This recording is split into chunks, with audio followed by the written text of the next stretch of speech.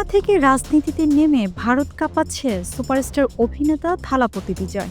তা দেখে অনেকের মনে পড়ে যাচ্ছে বাংলাদেশ ক্রিকেটের দুই সুপারস্টার মাশরাফি বিন মুর্তজা ও সাকিব আল হাসানের কথা।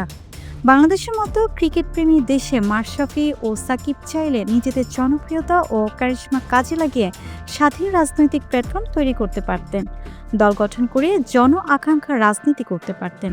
এতে তারা শুধু খেলোয়াড় নয়, সত্যিকার অর্থে জননেতা হয়ে উঠতে পারতেন। কিন্তু তারা তা করলেন না।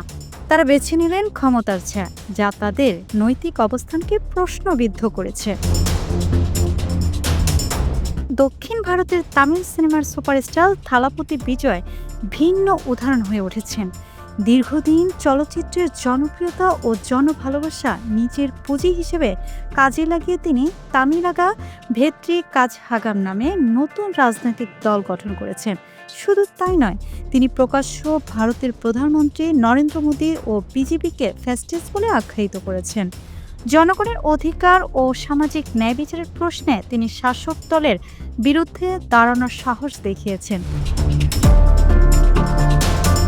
সোশ্যাল মিডিয়ার অনেকেই তুলনা করেছেন যে মাশরাফি ও সাকিবের সঙ্গে থালাপতি বিজয়ের। সবাই তারকা হলেও পার্থক্যটা কোথায়? অনেকে বলেছেন পার্থক্য মেরুদণ্ডে। বিজয় রাজনৈতিক ক্ষমতার সুবিধা নিতে দলে যোগ দেননি, বরং দমননীতি ও ফেসিবাদের বিরুদ্ধে যুদ্ধের ডাক দিয়েছেন। অন্যদিকে মাশরাফি ও সাকিব নিজেরা নায়ক হয়েও শাসকের দোসর হয়েছেন। জনগণের আক্ষেপ এখানে, ক্রিকেট ও শোবিজের মাঠে যারা কোটি হৃদয়ে আলো জ্বেলেছেন, তারা রাজনৈতিক মঞ্চে গিয়ে কেন সে আলো নিভিয়ে দিলেন? কেন তারা স্বাধীন কণ্ঠস্বর হয়ে উঠতে পারলেন না? সুযোগ তো তাদের হাতের মুঠোই ছিল, কিন্তু সঠিক সময়ে সাহস ও সিদ্ধান্তটা তারা দেখাতে পারলেন না।